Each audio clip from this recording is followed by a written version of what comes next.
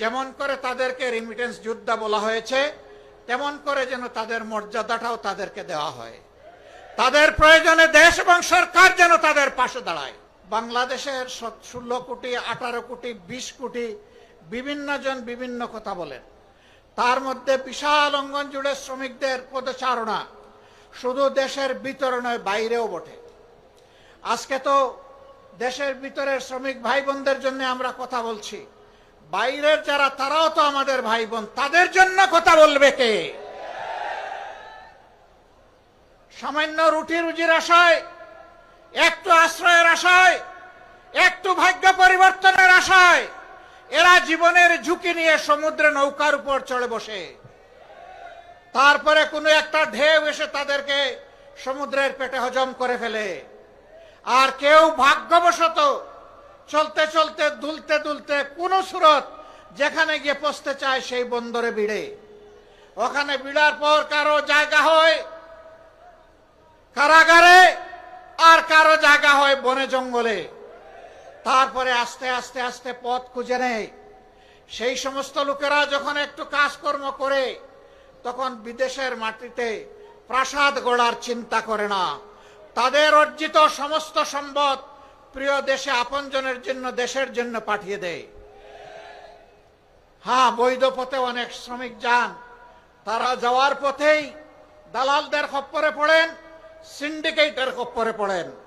যে টাকা দিয়ে পাশের দেশের দেশসমূহের লোকেরা যায়, তার চাইতে 3 গুণ 4 গুণ ওই দালালদেরকে দিয়ে তাদেরকে বিদেশে যেতে হয়।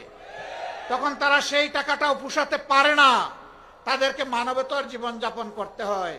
2-4টা দেশে যাওয়ার সুযোগ হয়েছে, দেখার সুযোগ হয়েছে। তারা 3টা শিফটে 1টা সিট ভাগাভাগি করে ঘুমায়। সেই সিটের প্রস্থ হচ্ছে 2.5 হাত। একজন ঘুমাইলে ওখানে আর আরেকজন ঘুমাতে পারবে না। একজনের ঘুম না ভাগলে আরেকজনকে অপেক্ষা করতে হবে দাঁড়িয়ে দাঁড়িয়ে। তাদের মুখের গ্রাস তারা স্যাক্রিফাইস করে দেশে টাকা পাঠায়। আমরা খুব সুন্দর করে বলি তারা রেমিটেন্স যোদ্ধা, কিন্তু এই যোদ্ধাদেরকে আমরা মর্যাদা দেই না। তারা যখন পাসপোর্ট রিনিউ করতে যায়, ঘাটে ঘাটে দালালের খপ্পরে পড়ে বিড়ম্বিত হয়ে তারা কষ্ট পায়। বছরের পর বছর যায়, সেখানে মিশন আছে, হাই কমিশন আছে, সেখানে আমাদের এমবাসি আছে, বড় বড় কর্মকর্তা কর্মচারীরা আছেন, কিন্তু আমাদের এই ভাই বোনদেরকে সেখানে ভোগান্তি পোহাতে হয়।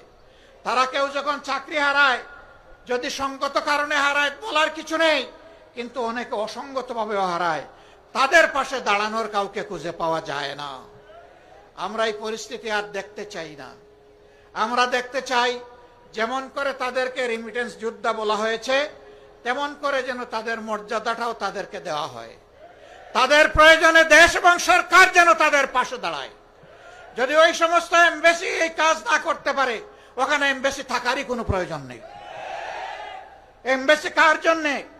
এমবাসির কিছু কর্মকর্তা কর্মচারীকে লালন পোষণ করার জন্য নয়। এমবাসি ওখানে দেওয়া হয়েছে দেশের জনগণের স্বার্থকে সেখানে রক্ষা করার জন্য। আমাদের ভিডিওটি ভালো লাগলে প্লিজ লাইক করুন, আমাদের চ্যানেলটি সাবস্ক্রাইব করুন, নিচে আপনার মূল্যবান কমেন্ট করুন এবং বন্ধুদের সাথে বেশি বেশি শেয়ার করে আমাদের সাথেই থাকুন।